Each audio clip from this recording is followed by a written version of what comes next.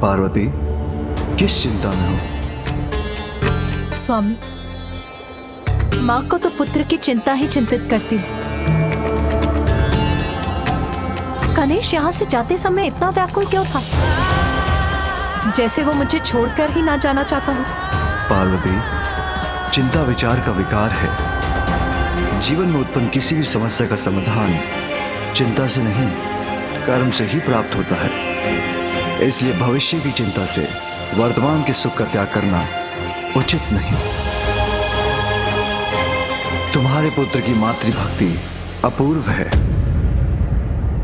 वो तुम्हारे सानिध्य का सुख और दुलार पाना चाहता था, तो इसमें चिंता की क्या बात है?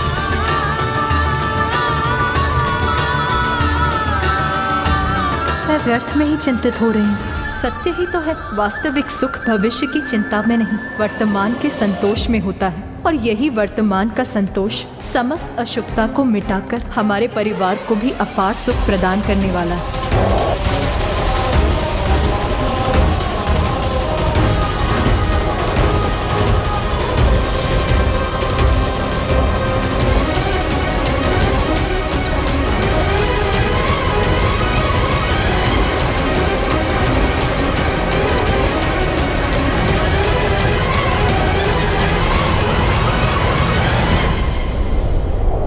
क्या कारण है इस चिंता का, जो किसी गुप्त शत्रु के समान बार बार मेरे मन में प्रवेश कर उस पर आघात कर रही है?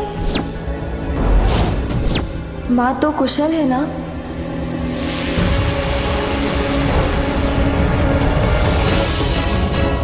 किंतु कुशल क्यों नहीं होंगी माँ? पिता श्री महादेव और माँ शक्ति का संयोग जहाँ हो, वहाँ भला महादेव की शक्ति का क्या हित हो सकता है? किंतु फिर ऐसी आशंका क्यों उत्पन्न हो रही है मेरे मन में?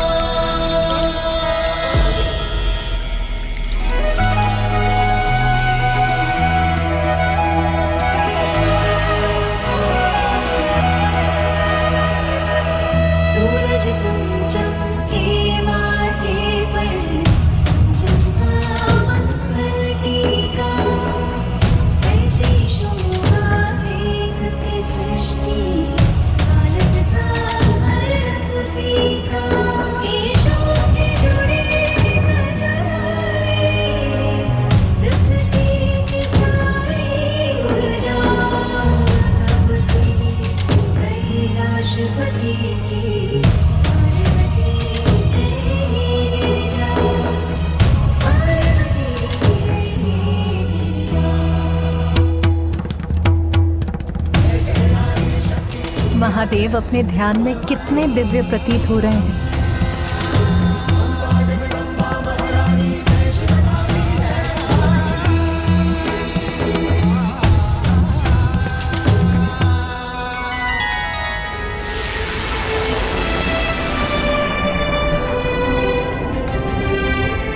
वो देखिए गणेश, वहां ऊपर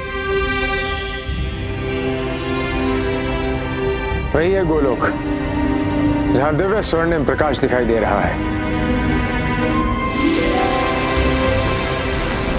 मूषक जी, हमें इन दिव्य मेघों के पार जाने के लिए और ऊंचाई पर जाना होगा। अद्भुत है ये विशालता।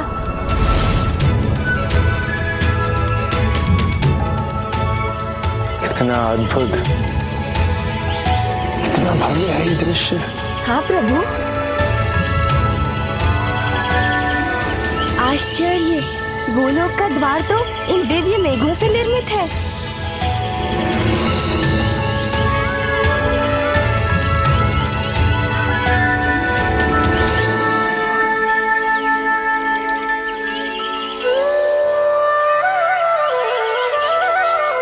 यहाँ तो जैसे ब्रह्मांड की सारी सुंदरता और दिव्यता समाहित है।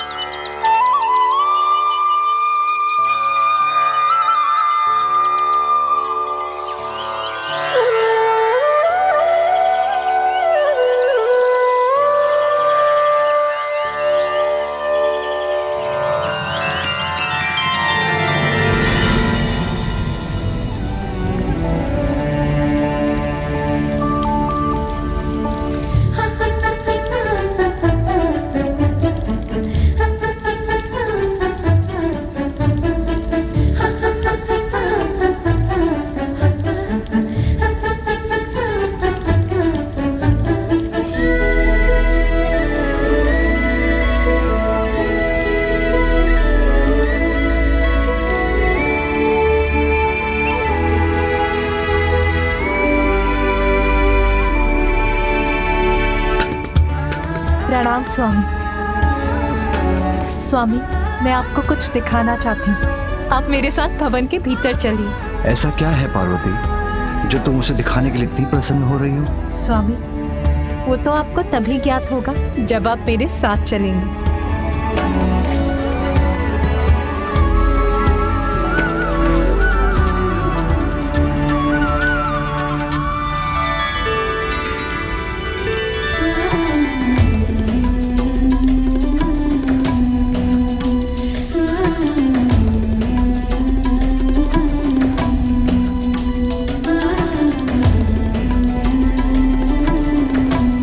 बताओ पार्वती, ऐसा क्या दिखाना चाहती हो तुम?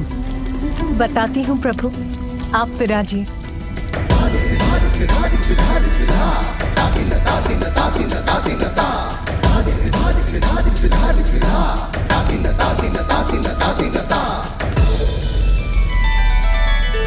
पार्वती, अब तो मेरी उत्सुकता और जाग उठी है।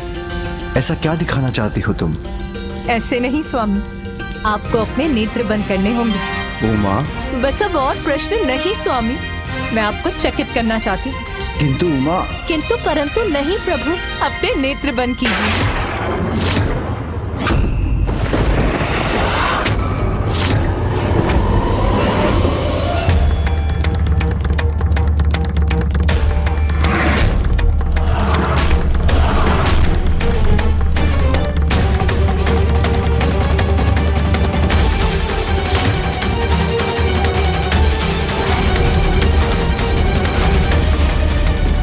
क्या हो गया?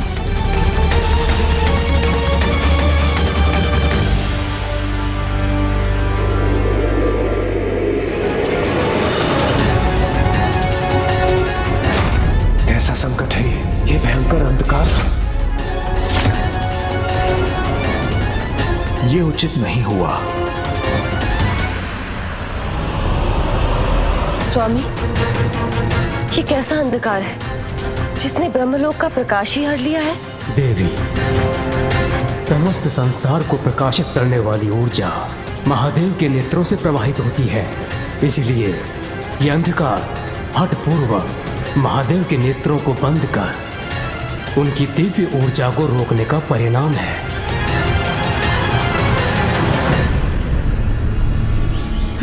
ये अकस्मात क्या हुआ? अचानक अंधकार कैसे छा गया यहाँ पे?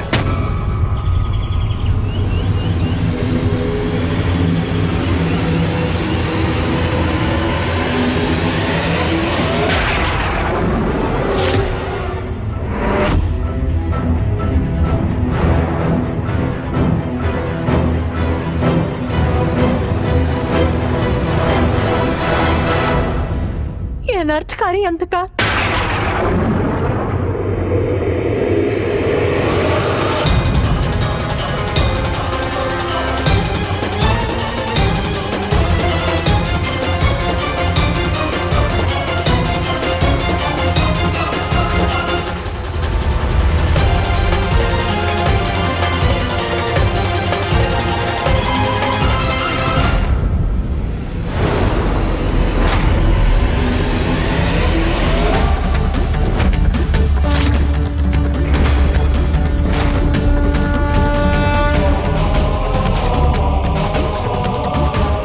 भयंकर अंधकार ने तो इस भयावह अंधकारमय मेघ का रूप ले लिया है जो हमारी ओर ही बढ़ रहा है।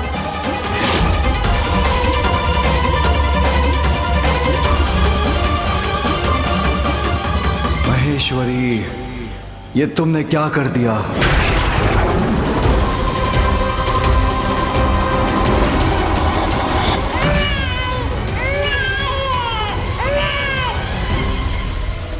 प्रकाश पुनः लौट आया, किंतु कैसी विचित्र घटना थी ये?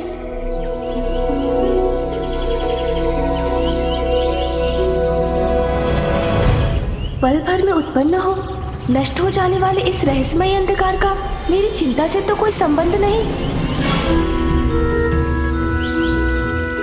किंतु इस समय मुझे प्रभु को लेकर आगे बढ़ना है। चलिए प्रभु।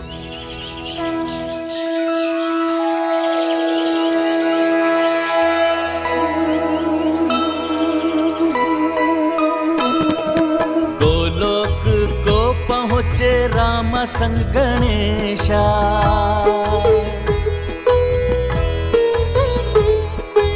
अचरज से देखे दिव्य आभा विशेषा।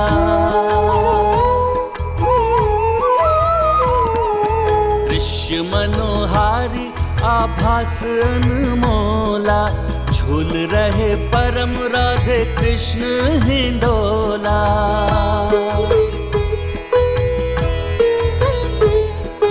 परम पिता ईश्वर के सम्मुख गजानन, कृष्ण दरस किए सुमुख चक्षु स्वानन। दिखलाए गणपति को दृश्य अनूपा, दर्शन किए शंकर उमा स्वरूपा। जय गणेश जय गणेश जय गणेश देवा, माता जाति पार्वती पिता महादेवा। प्रणाम प्रभु, प्रणाम माता।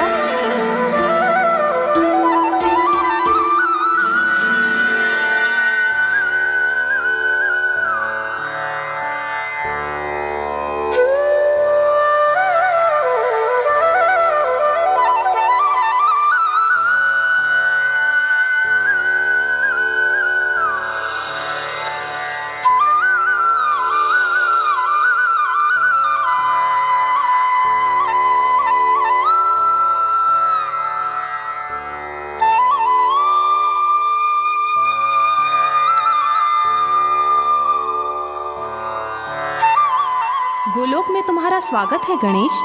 धन्यवाद माता। मैं प्रभु परम श्री कृष्ण और माता परम राधा का सानिध्य पाकर धन्य हुआ।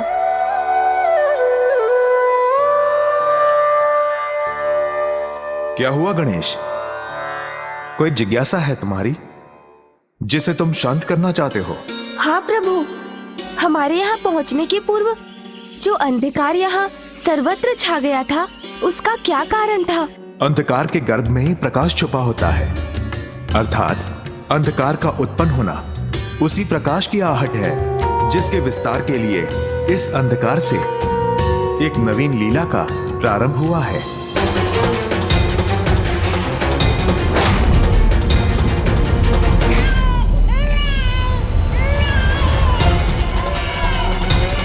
कौन है ये शिशु?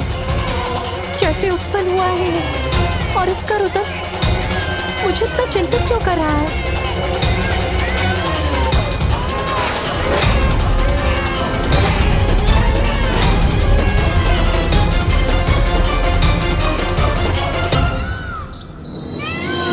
उचित है प्रभु। तो मुझे ये भी बताइए कि माँ मुझे आपकी महिमा से परिचित कराती है तो वो सदा ये कहती है कि मैं आपके ही समान हूँ, किंतु दिव्यता और प्रभुता में आपके समान कैसे हो सकता हूँ मैं? सत्य ही तो कहती है तुम्हारी माँ। ध्यान से देखो, तुम और मैं वास्तविकता में समान ही तो हैं। जिस प्रकार तुम्हारे मुकुट पर मयूर पंख स्थित है, उसी प्रकार मेरे मुकुट पर भी तो है। तो हुई ना समानता। और तुम्हारे बालपन की लीलाएं तो मेरे स्वामी की उन लीलाओं के समान है जो वो प्रत्येक कल्प में गोकुल के कृष्णा रूप धारण कर अवतार लेते हैं। गणेश, अच्छा हुआ तुम परशुराम जी को साथ ले आए। प्रभु, माता, मैं आपके दिव्य दर्शन कर अपने क्रोध से मुक्ति पाने आया। परशुराम जी, आपने अपने क्रोध पर नियंत्रण पाकर अपने जीवन को एक नई दिशा दी है। प्रभु, उसका श्रेय तो माता पार्वती नंदन दिनेश को जाता है।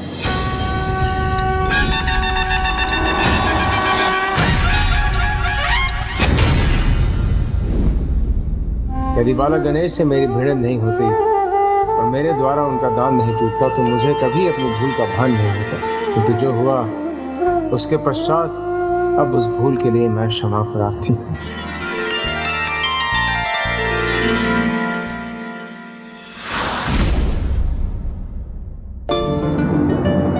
मेरे नेत्र बंद करने से जो अंधकार उत्पन्न हुआ, उसी से इसका जन्म हुआ है। इसका जन्म जैसे भी हुआ है, किंतु है तो ये एक शिशु ही ना।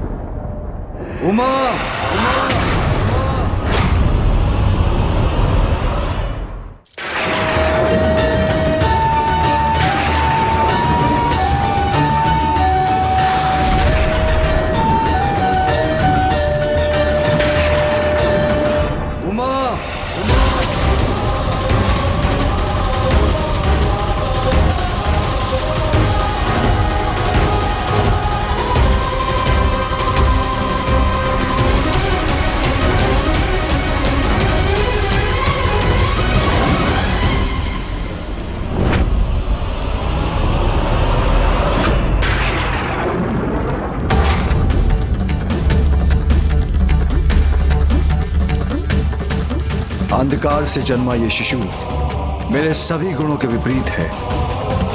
इसके नेत्रों की दृष्टि जिस पर पड़ेगी वो अंधकार में डूब जाएगा।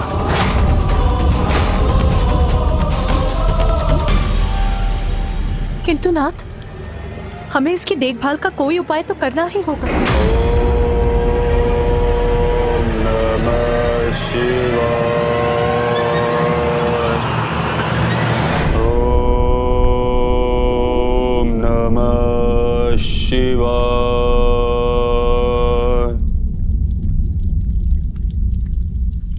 हिरण्याक्ष, उमा, कई वर्षों से हिरण्याक्ष पुत्र की कामना के लिए मेरी तपस्या कर रहा है। अब उन्हें उनकी तपस्या का फल देने का समय आ गया है। स्वामी, ये शिशु तो अंधकार उत्पन्न करता है, फिर हिरण्याक्ष इसका पालन पोषण कैसे करेंगे?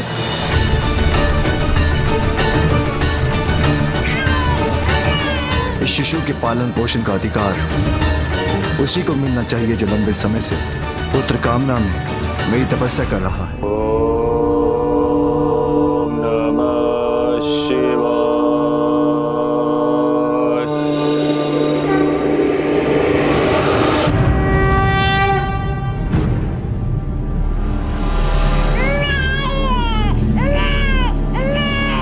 अंधकार से शिशु का जन्म अवश्य हुआ, किंतु हिरण्याक्ष इसे सुसंस्कारों से परिचित कराएंगे। ओम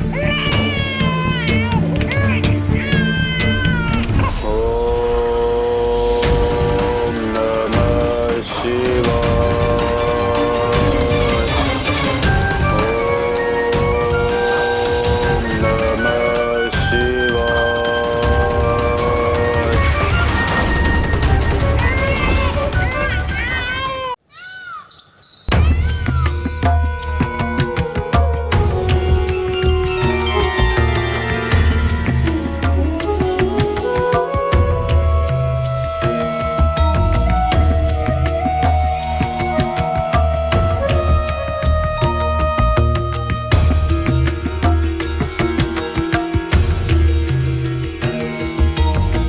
ऐसा अमृतमय आभास, ऐसी परम सुख की प्राप्ति। मैं धन्य हो गया प्रभु, मैं धन्य हो गया माता, मैं धन्य हो गया। तमसोमा ज्योतिर्गमय, अर्थात मुझे अंधकार से प्रकाश की ओर ले चलिए। ये प्रार्थना जो करते हैं उन्हें ज्ञात होता है कि वो अज्ञानता रूपी अंधकार में घिरे हैं और ज्ञान रूपी प्रकाश की ओर बढ़ना चाहते हैं। इसीलिए भगवान उनको रास्ता दिखाते हैं। परंतु जो जन्म से ही अंधकार से परिचित है और अंधकार को ही सर्वत्र मानता है, उसे तो स्वयं भगवान भी अंधकार से नहीं निकाल सकते हैं।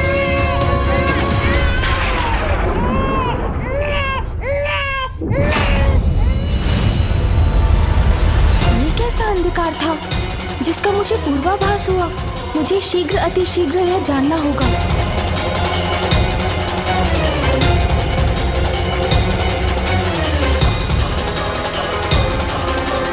इस शिशु के पालन पोषण का अधिकार उसी को मिलना चाहिए जो लंबे समय से पुत्र कामना में मेरी तपस्या कर रहा है। हिरण्याक्ष, इस शिशु का जन्म भले ही एक भूल से हुआ, किंतु हिरण्याक्ष जैसे एक असुर को इसके पालन पोषण का अधिकार देना, वो तो और भी बड़ी भूल होगी।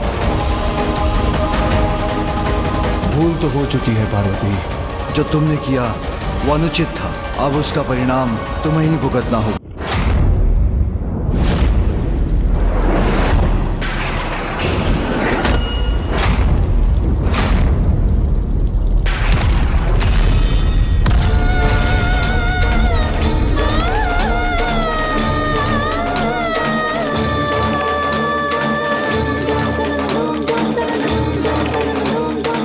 अंधकार से जन्मा ये शिशु मेरे सभी गुणों के विपरीत है।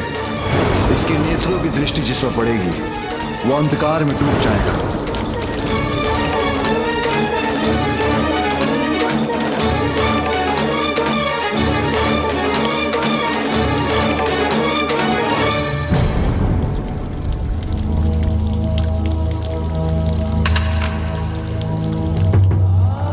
मेरा ध्यान कहाँ है?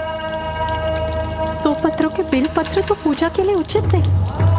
ये ज्ञात होने पर भी अपूर्ण बेल पत्र ही एकत्र क्यों कर रही हूँ मैं? इसका कारण अवश्य वो भूल है जो मुझसे अनजाने में हुई है, जिसके परिणाम का विचार ही मेरे मन को इतना अशांत कर रहा है।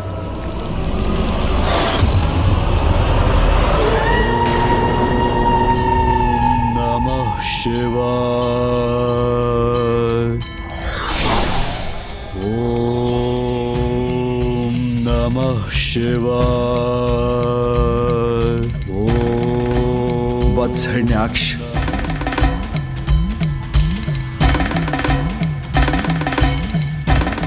धन्य हो प्रभु, आपने मेरी प्रार्थना सुन ली प्रभु। हिरण्याक्ष, तुम जिस पुत्र को पाने के लिए इतनी कठोर तपस्या कर रहे थे, वही पुत्र मैं तुम्हें देने आया हूं। इसे स्वीकार करो।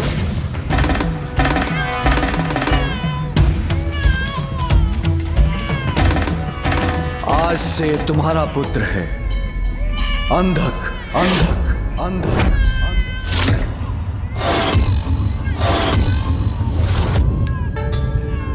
अंधक? हाँ, क्योंकि इसका जन्म अंधकार से हुआ है। किंतु मुझे पूर्ण विश्वास है कि तुम इसे उचित संस्कार दोगे और ये एक उत्तम पुत्र प्रमाणित होगा।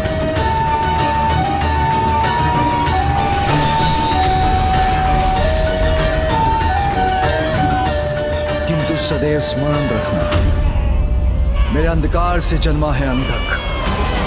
इसके भीतर के अंधकार को रोकने के लिए इसके नेत्रों पर बंधा ये वस्त्र कभी हटने मत देना। प्रभु, आपसे पुत्र रूपी वरदान पाकर मैं धन्य हो गया। आपकी आज्ञा के अनुसार मैं इस बालक को उचित संस्कार दूंगा। धन्यवाद प्रभु।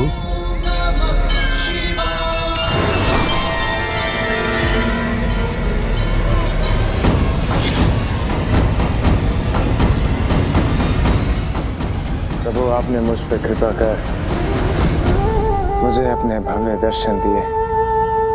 मेरे समस्त कष्टों को हरा। मैं आपको कोटि कोटि धन्यवाद करता हूँ। अपना आशीष प्रदान कर मुझे प्रस्थान करने की अनुमति दीजिए प्रभु। ऋषि कश्यप को दिए मुझे अपने वचन को अपूर्ण करना है।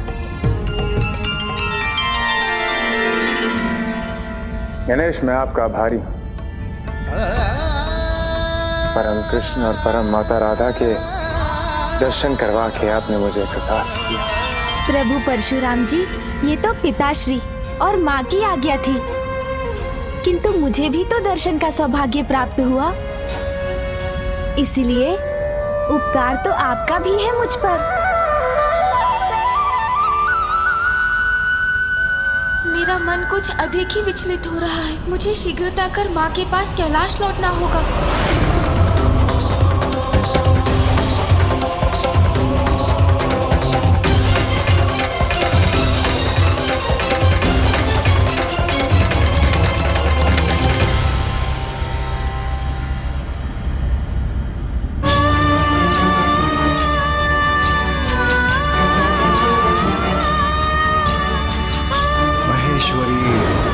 ये तुमने क्या कर दिया?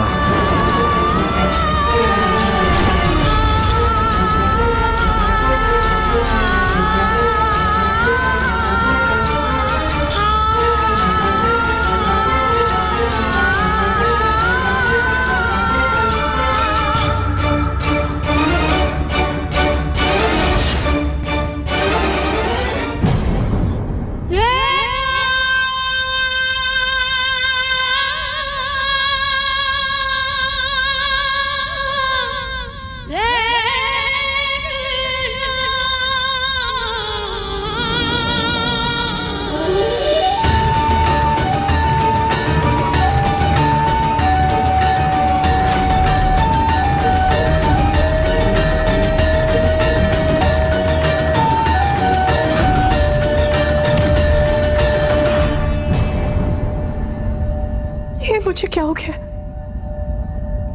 मैं बार बार ऐसी भूल क्यों कर रही हूँ?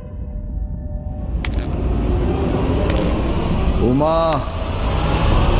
स्वामी,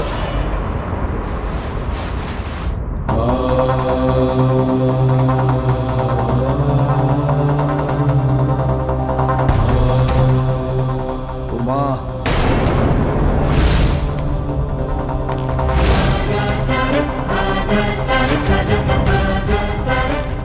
स्वामी,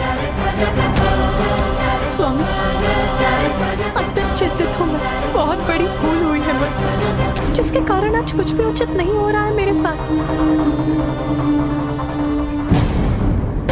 स्वामी, शांत क्यों है आप? अपने शब्दों से मेरे अशांत मन को शांत क्यों नहीं कर रहे?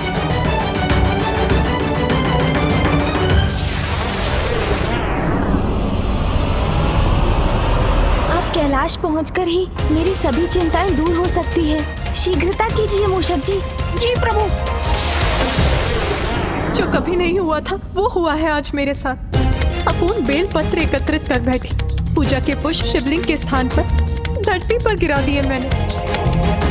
कमंडल भी जल से रिक्त छोड़ दिया मैंने। अवश्य इसका कारण मेरी भूल है स्वामी। आप ही उपाय सुझाइए, अपनी भूल कैसे सुधारूं मैं?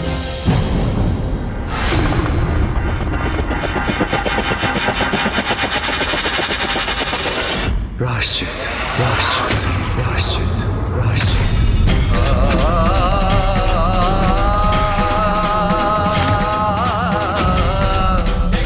उचित है स्वामी, प्रायश्चित ही करना होगा मुझे।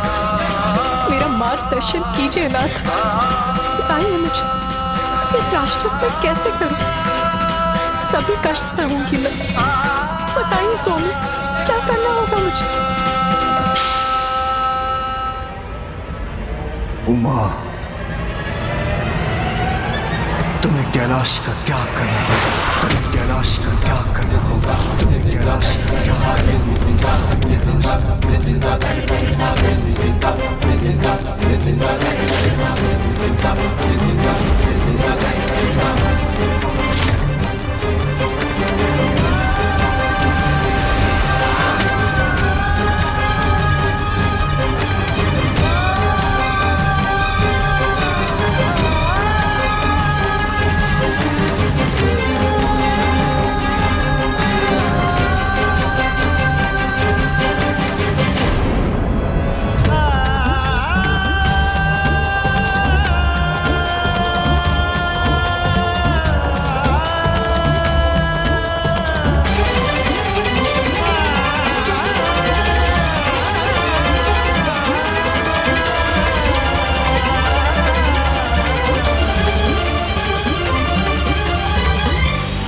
मेरे खुले नेत्र बंद कर संसार में अंधकार का संचार कर तुमसे बहुत बड़ी भूल हुई है।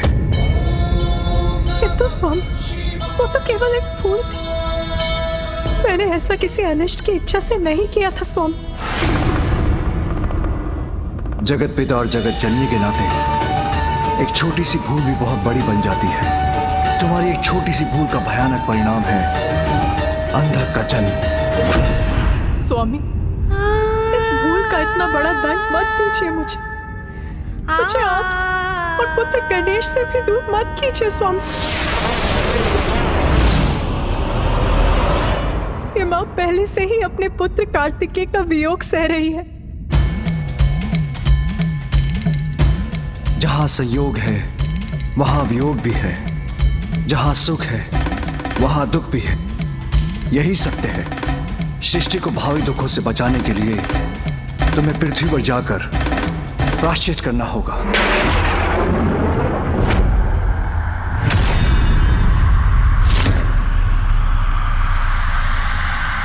तुम्हें कैलाश छोड़कर जाना होगा। तुम्हें कैलाश छोड़कर जाना होगा।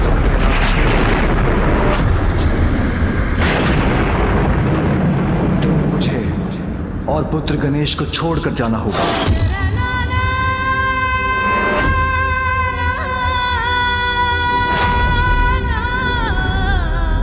शिव की शक्ति हो तुम उमा, तुमसे दूर होना तो मेरे लिए भी कष्टदायक होगा, किंतु यही अनिवार्य है।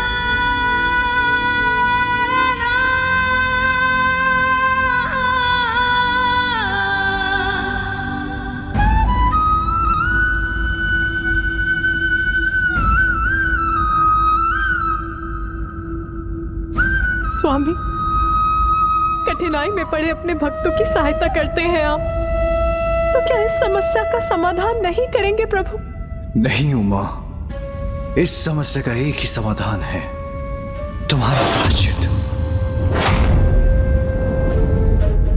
अब तुम्हें जाना ही होगा।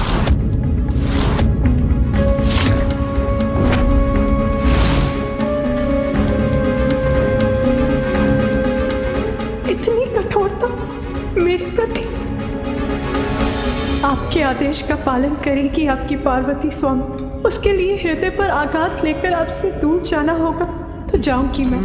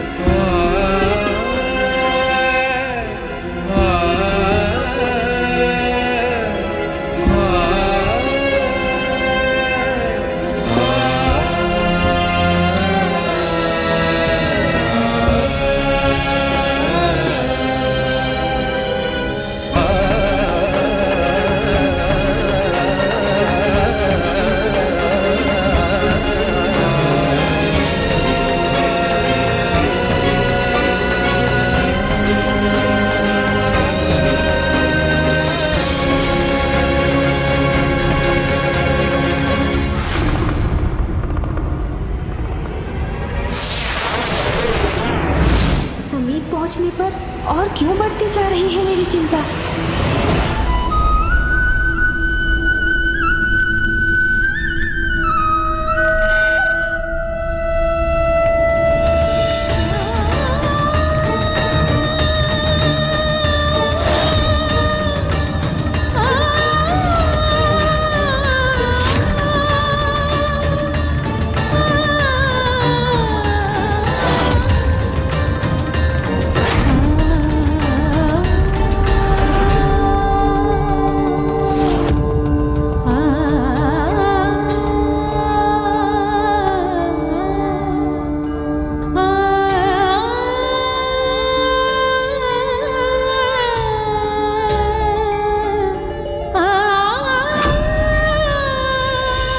प्राणों से कोई दूर कैसे जा सकता है? कुछ कहिए प्रभु, रोक लीजिए मुझे। तुमसे दूर तो मैं भी नहीं रह सकता उमा, किंतु क्या करूं, ये भगवान की विवशता है। व्यर्थ है मेरी आशा, मुझे ज्ञात है कभी नहीं रोकेंगे आप मुझे। आपके लिए तो आपका कर्तव्य ही सर्वोपरि है ना, आपकी पार्वती से भी ऊपर है आपका कर्तव्य।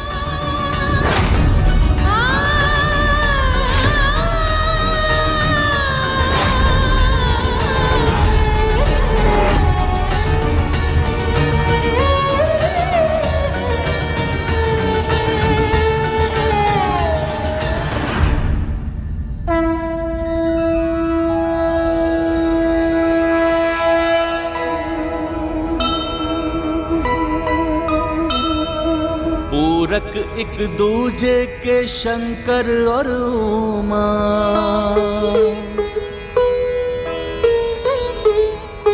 किंतु विधि में लिखा है बिछोहा।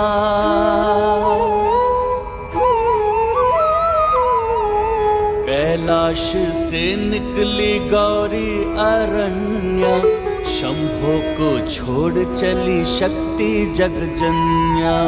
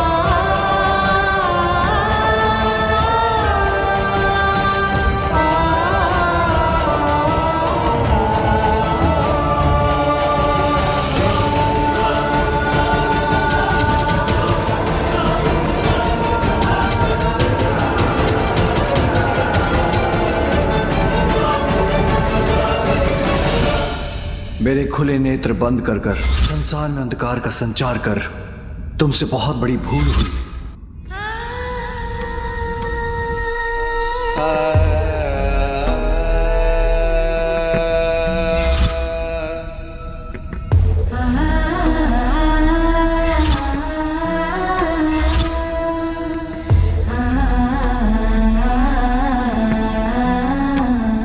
सृष्टि को भावी दुखों से बचाने के लिए तुम्हें पृथ्वी पर जाकर प्रायश्चित करना होगा।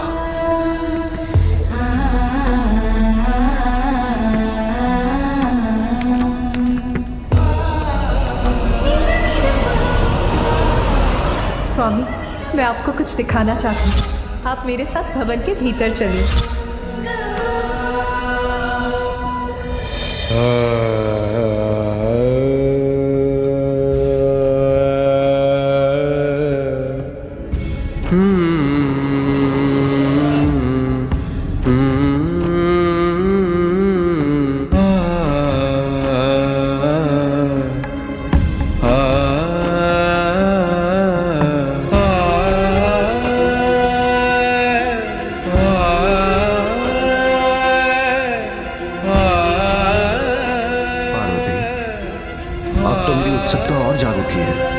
ऐसा क्या दिखाना चाहती हो तुम? बस अब और प्रश्न नहीं स्वामी, मैं आपको चकित करना चाहती हूँ।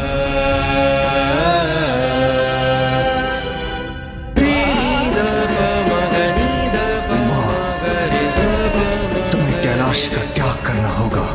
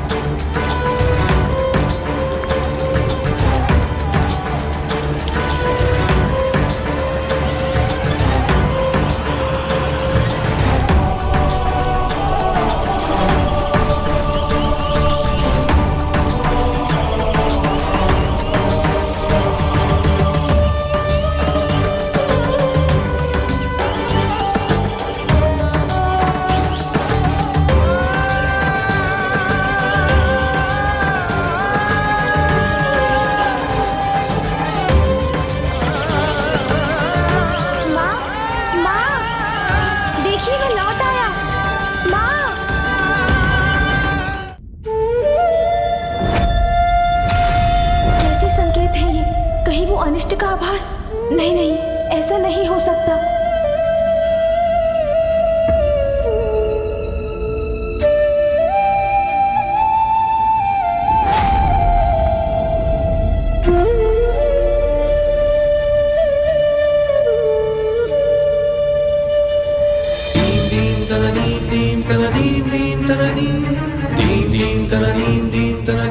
माँ, पिताश्री, मैं लौट आया।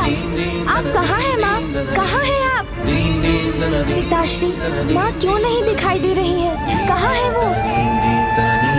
बताइए मुझे, कहाँ है माँ?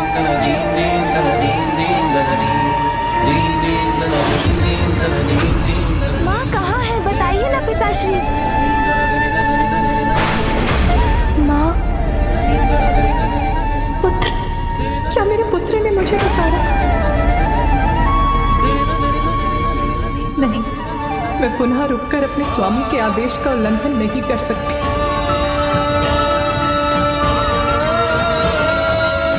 पिताश्री कुछ बता नहीं रही, कहीं कुछ अनिष्ट तो नहीं?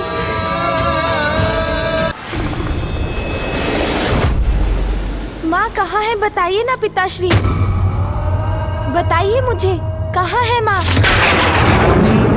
मैं कैलाश लौटूं और माँ मुझसे द्वार पर मिलने ना आए, ऐसा तो कभी हो ही नहीं सकता। माँ दिखाई क्यों नहीं दे रही है? कुछ हुआ है क्या? तुम्हारी माँ को कुछ नहीं हुआ पुत्र, वो कुशल हैं। पिताश्री के मुख पर इतना दुख पूर्व में मैंने कभी नहीं देखा। कुछ तो अवश्य हुआ है। गणेश को ज्ञात होगा तो बहुत दुखी होगा, किंतु ये सत्य उससे छिपाया भी तो नहीं जा सकता। पुत्र, तुम्हारी माँ अब कैलाश में नहीं है। तुम्हारी माँ अब कैलाश में नहीं है। तुम्हारी माँ अब कैलाश में नहीं है।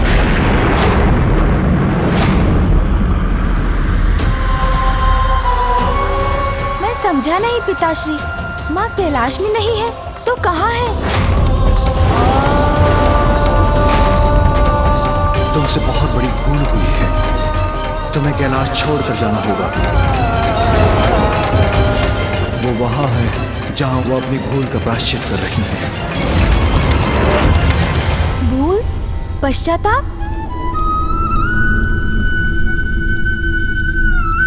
पुत्र, तुम्हारी माँ से बहुत बड़ी भूल हुई है, इसलिए मैंने तुम्हारी माँ से पृथ्वी पर जाकर तपस्या कर अपनी भूल का प्रायश्चित करने के लिए कहा। किंतु पिताश्री, क्या माँ की वो भूल वास्तव में इतनी बड़ी थी कि कैलाश से दूर भेजने के सिवाय उसकी सुधार का कोई भी उपाय नहीं था?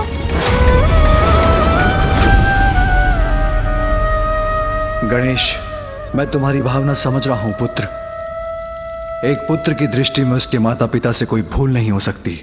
भूल तो हुई है आप दोनों से, किंतु माँ को दूर भेजने की भूल तो आपसे हुई है पिताश्री। पुत्र,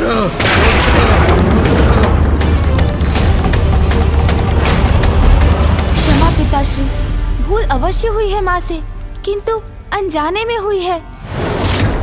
वो तो बस क्रीड़ा कर रही थी।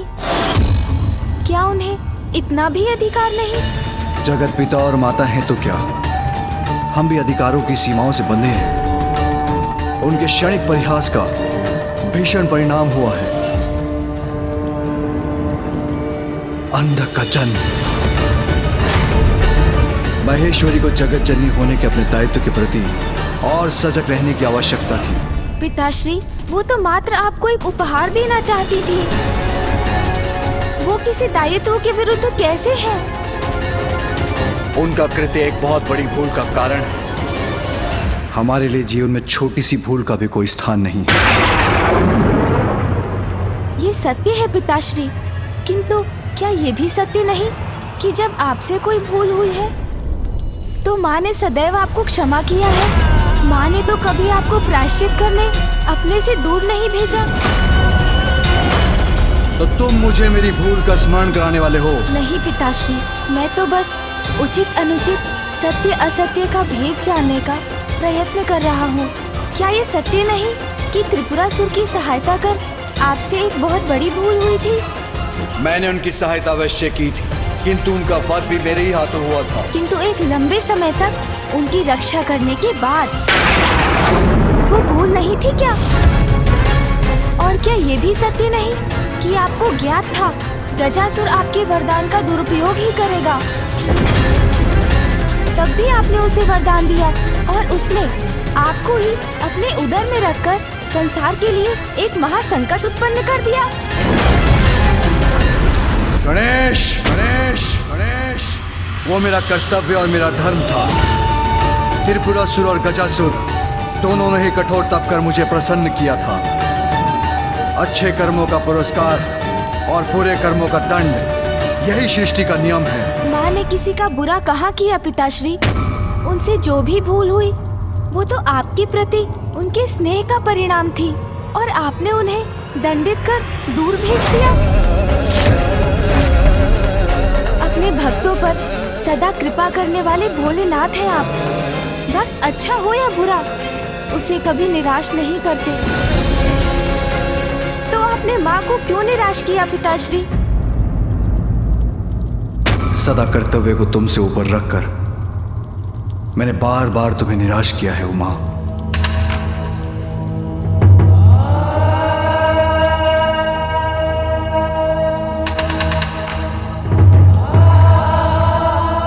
मुझे क्षमा करें पिताश्री। ये सब कहकर आपको दुख पहुंचाने का आशय नहीं था मेरा। कुछ भी अनुचित करने के बाद क्षमा मांगना बहुत सरल होता है गणेश, किंतु उसे भूल का परिणाम तो दूर नहीं होता। मैं तुम्हें यही समझाने का प्रयास कर रहा हूं। तुम्हारी मां से भूल हुई है तो उन्हें प्रायश्चित तो करना ही होगा। क्या उचित है और क्या अनुचित, ये तो व्यक्ति के दृष्टिकोण पर निर्भर करता है। सूर्य देव के उगने से जहाँ दिवस का प्रारंभ होता है, वहीं उनके तेज से रात्रि में जन्मे अनेकों कीट भी नष्ट होते हैं। इसलिए पिताश्री, यदि सूर्य देव का उगना कुछ जीवों के लिए उचित है तो कुछ के लिए अनुचित भी है। गणेश! गणेश! गणेश!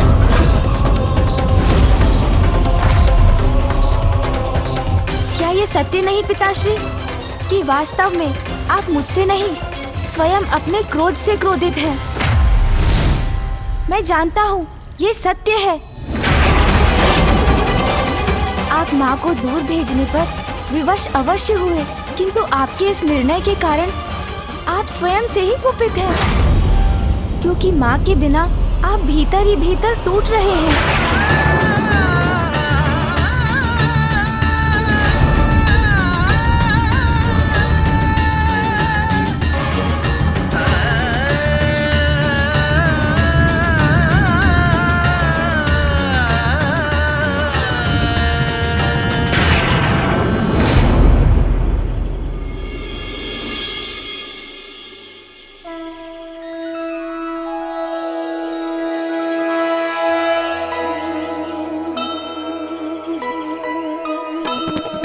नियति ने कैसा ये खेल है खेला,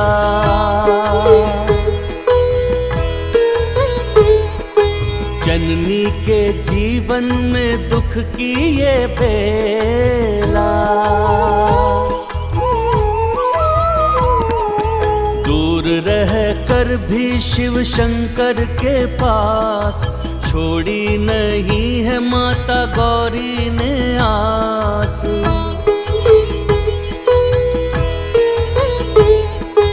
किंतु माता कर रही भोले का ध्यान, शिवलिंग को जल से कराया स्नान। धन्य है माता, धन्य है शंकर भोले, दोनों एक दूजे का प्रेम नहीं भूले।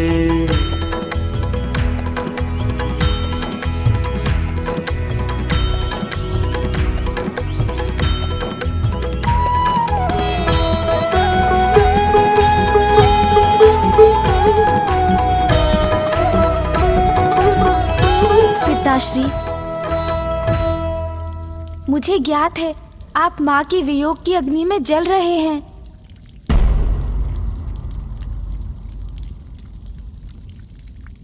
किंतु मैं विवश हूं पुत्र। मैं तुम्हारी मां के बिना नहीं रह सकता, किंतु मैं अपना प्रायश्चित पूर्ण किए बिना यहाँ वापस नहीं लौट सकती। उचित है, फिर तो कोई उपाय ही शेष नहीं है पिताश्री।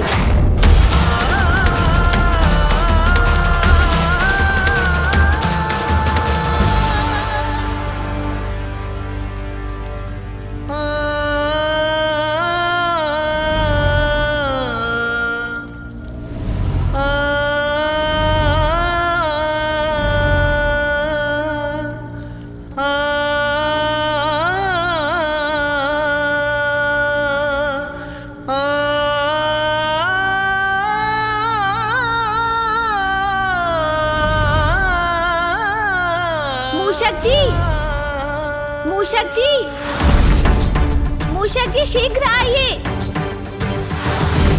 मूषक जी, मूषक जी, मूषक जी। पुत्र, यदि मूषक जी तुम्हारे पास नहीं आ रहे हैं तो तुम उनके पास जाकर अपनी इच्छा व्यक्त क्यों नहीं करते? अवश्य पिताश्री, मैं भी तो यही बताने का प्रयास कर रहा था पिताश्री कि यदि माँ यहाँ नहीं रह सकती तो हम तो उनके पास जाकर रह सकते हैं।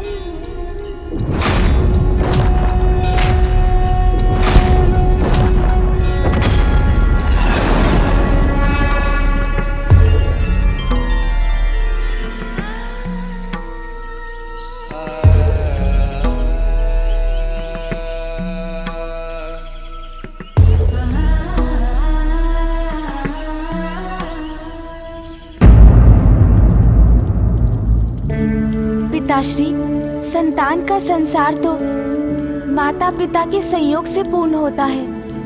आप दोनों का वियोग मेरे संसार को अधूरा कर देगा पिताश्री। पुत्र, तुम्हारी माँ के बिना तो मेरा संसार भी शून्य है।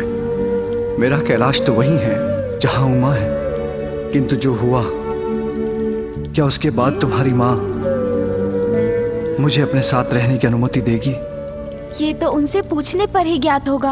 आप अनुमति दे तो मैं जाकर आपका संदेश उन तक पहुंचाता हूँ। ठहरो गणेश, किंतु मैं दुखी हूँ।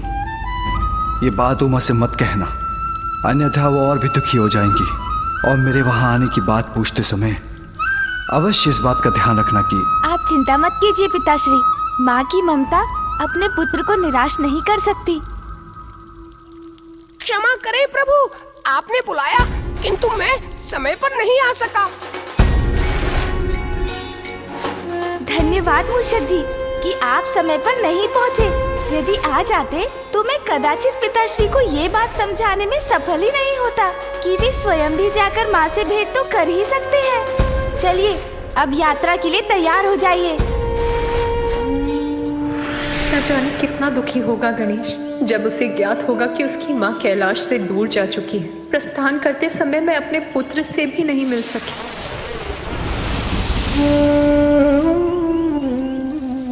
भोजन का भी समय हो गया है। स्वामी ने भोजन किया होगा कि नहीं, और गणेश ने, उसे तो भोजन अत्यंत प्रिय है। मेरे पुत्र गणेश को बहला लीजिएगा नाथ।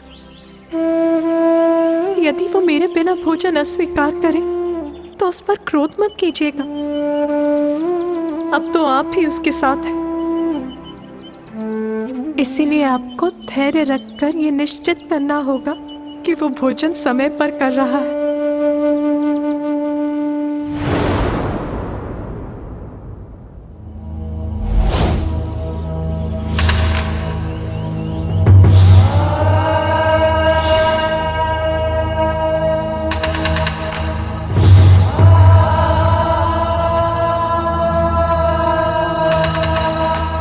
इतनी बड़ी भूल कैसे हो गई स्वामी? अब मुझे अपने परिवार से, आपसे और अपने पुत्र गणेश से दूर रहना पड़ेगा। मैं आपसे दूर कैसे रहूंगी स्वामी?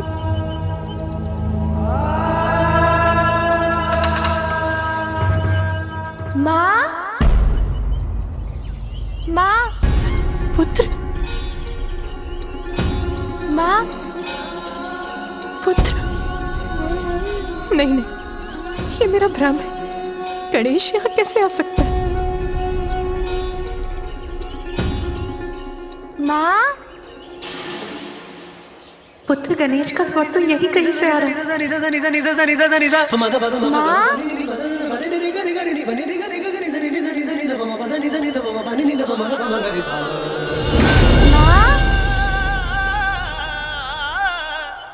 नहीं नहीं, गणेश यहाँ कैसे हो सकता है? अवश्य ये मेरे मन का भ्रम ही है। विनायक पुत्र का अर्थ बताने आया। माँ, विघ्न के बादल माँ के मन से मिटाने आया। आज्ञाकारी माता का बस माँ को जाने। माता की आज्ञा को मैं सर्वोपरि माने। जीवन समर्पित है तुझको माता। सांस सांस अर्पित है तुझको। मैं आ गया माँ।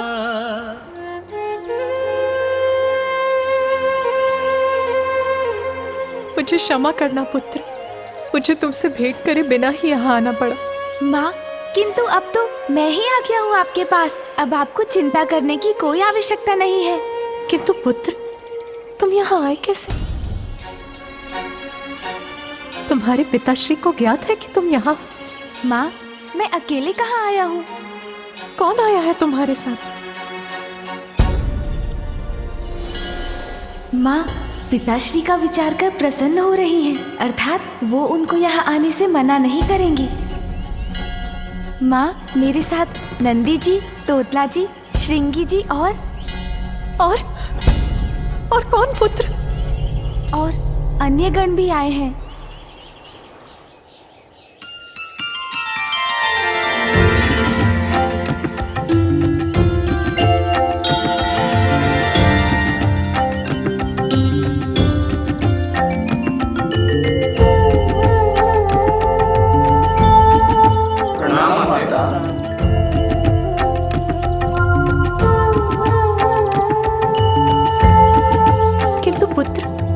स्वामी को अकेला छोड़कर तुम यहाँ क्यों चले आए? नंदी जी, माँ, आप यहाँ तब के लिए आई हैं। अकेले कैसे संभाल लेंगी सब कुछ? नंदी जी और अन्य गण आपकी कुटिया का निर्माण कर आपके निवास का प्रबंध कर देंगे। उचित है। आपको यहाँ के अपने प्रवास में कोई कष्ट ना हो, हम उसकी व्यवस्था करना चाहते हैं माँ। और इसीलिए आप यहाँ बैठ जाइए और हमें करने दीजिए हमारा कार्य। उचित है। चलिए नंदी जी, हम अपना कार्य शुरू करें।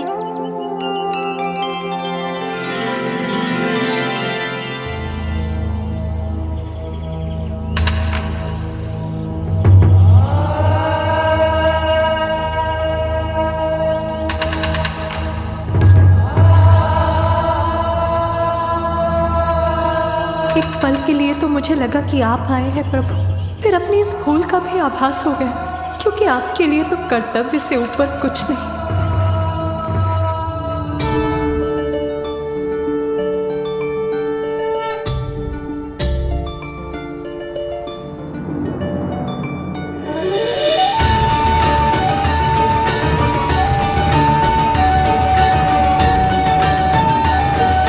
गणेश के वहां पहुंचते ही पार्वती को अब तक मेरा संदेशा मिल गया।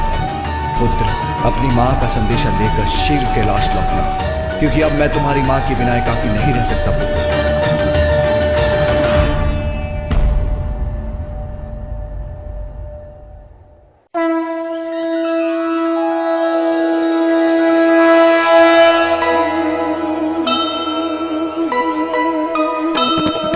माता का ध्यान रखे एक दंत देवा,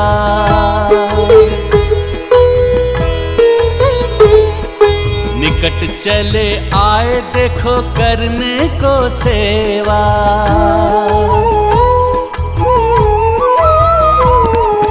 नंदी और गण के संग कुटिया बनाए, अनुराग आदर से उसको सजाए। जय गणेश जय गणेश जय गणेश देवा, माता जाति पार्वती पिता महादेवा। माँ देखिए,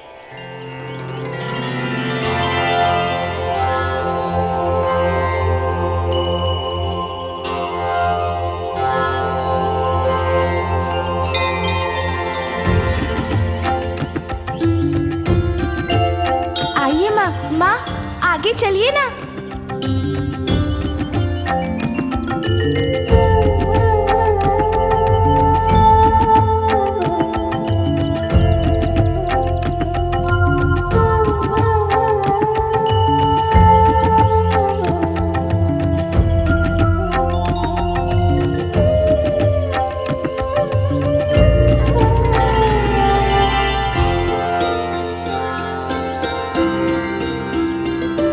अति सुंदर पुत्र गणेश, नंदी, तोतलागण, आप सभी ने तो अत्यंत सुंदर कुटिया का निर्माण किया है।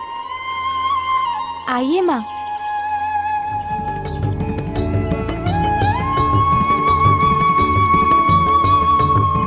माँ, वो देखिए, बैठने का स्थान।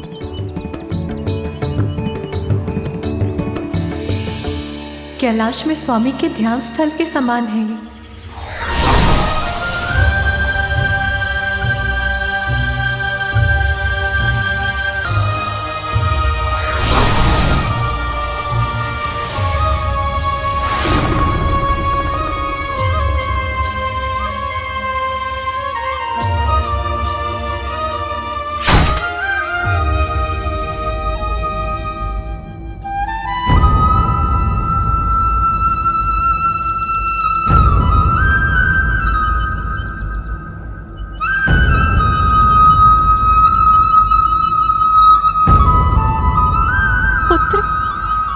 सभी कुछ अत्यंत सुंदर है, किंतु मेरे एकाकी के लिए ये कुटिया अत्यंत विशाल है। और ये ध्यान स्थल पिताश्री के लिए सर्वथा उचित है ना?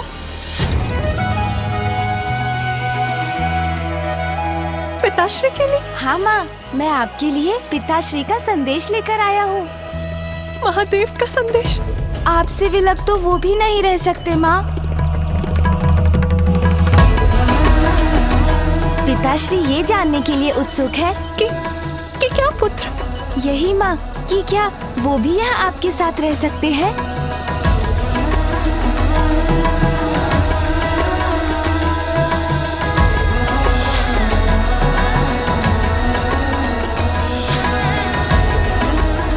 माँ बताइए ना, पिताश्री आ सकते हैं यहाँ?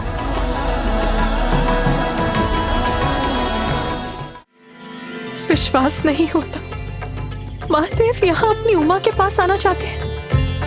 अपना कैलाश, अपने समस्त दायित्व छोड़कर। तुम सत्य कह रहे हो पुत्र? हाँ माँ, यही सत्य है।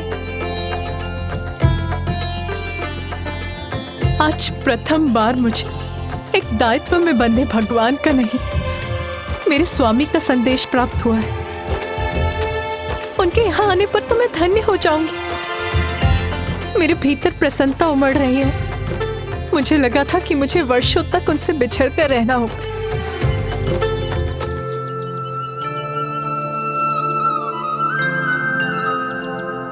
किंतु पुत्र, महादेव के तो अनेकों दायित्व हैं। उनके भक्त, उनके कर्तव्य, उन सभी को छोड़कर वो यहाँ कैसे आ पाएंगे? हाँ माँ, पिताश्री अवश्य आएंगे।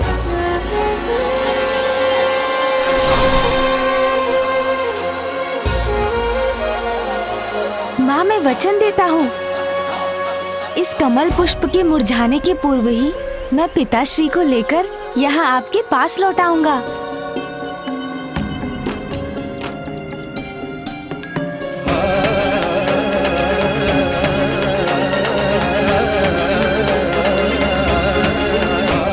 ऐसा प्रथम बार हो रहा है जब उमा ने महादेव के लिए अपने कर्तव्यों को इतनी प्राथमिकता दी। उमा, मैं तुम्हारी प्रतीक्षा कर रहा, हाँ, ताकि मैं तुमसे आकर भेंट कर सकूं।